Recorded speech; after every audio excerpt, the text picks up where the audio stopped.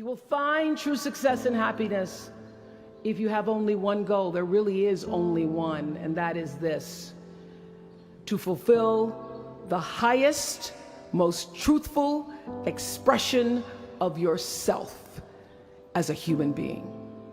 You want to max out your humanity by using your energy to lift yourself up, your family, and the people around you.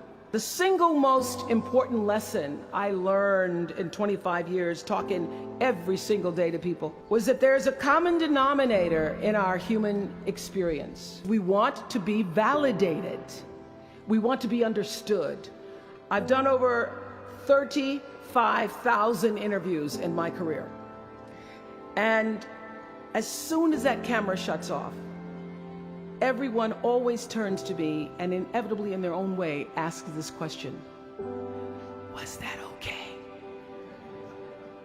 I heard it from President Bush. I heard it from President Obama. I've heard it from heroes and from housewives. I've heard it from victims and perpetrators of crimes. I even heard it from Beyonce and all of her Beyonce-ness. Friends and family, yours, enemies, strangers, in every argument, in every encounter, every exchange, I will tell you, they all want to know one thing: was that okay? Did you hear me?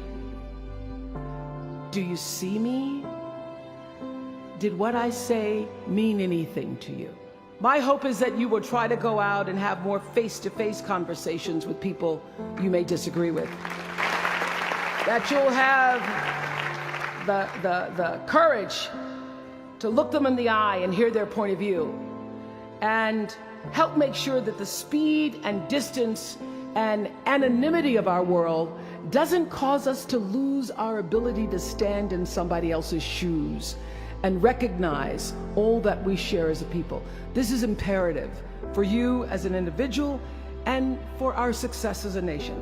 So whether you call it soul or spirit or higher self, intelligence, there is, I know this, there's a light inside each of you, all of us, that illuminates your very human beingness if you let it. And as a young girl from rural Mississippi, I learned long ago that being myself was much easier than pretending to be Barbara Walters. Although when I first started, because I had Barbara in my head, I would try to sit like Barbara, talk like Barbara, move like Barbara. And then one night I was on the news, reading the news, and I called Canada Canada. And that was the end of me being Barbara. I cracked myself up on TV, couldn't stop laughing, and my real personality came through. And I figured out, oh gee, I can be a much better Oprah than I could be a pretend Barbara.